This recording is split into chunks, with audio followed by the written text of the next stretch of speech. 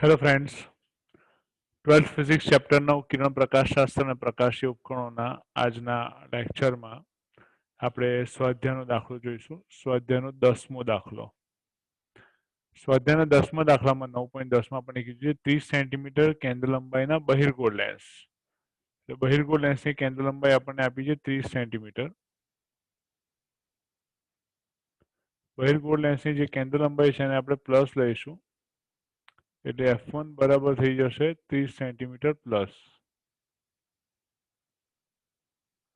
બહિર્ગોળ lens છે માટે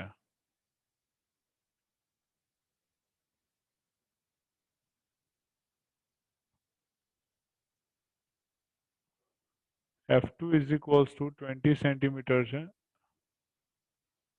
minus કારણ કે અંતર્ગોળ લેન્સ છે.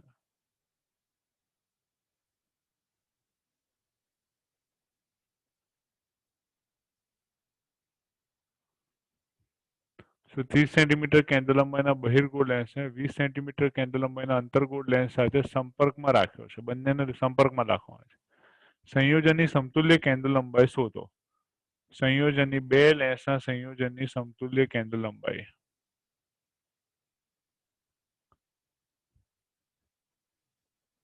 બે લેન્સના સંયોજનની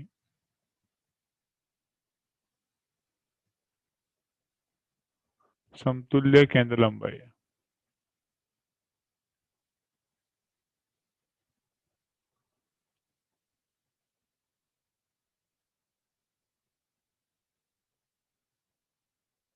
સંયોજનની લેન્સના સંયોજનની સમતુલ્ય કેન્દ્ર લંબાઈ માટેનું સૂત્ર છે 1/f is equals to 1/f1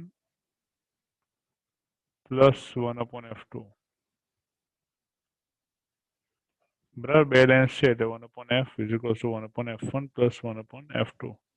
So કિંમતો મૂકીએ 1/f is equals to 1/f1 30 minus 1/20, and therefore 1/f is equals to 20 minus 30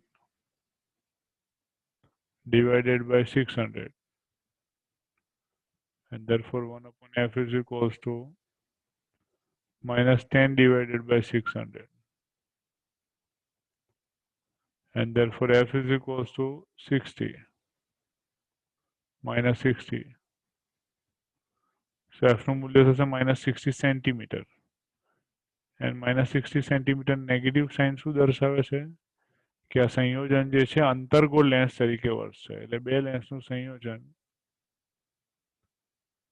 અહીં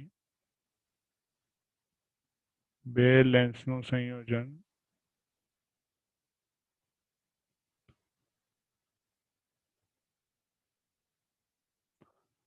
અંતર્ગોળ લેન્સ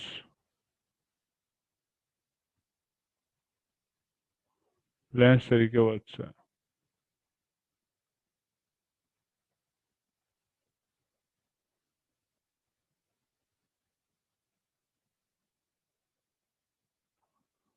રાઈટ, બે લેન્સનું સંયોજન અંતર્ગોળ લેન્સ તરીકે વર્તશે કારણ કે કેન્દ્ર લંબાઈ જે સંયોજનની આવે છે -60 છે માટે.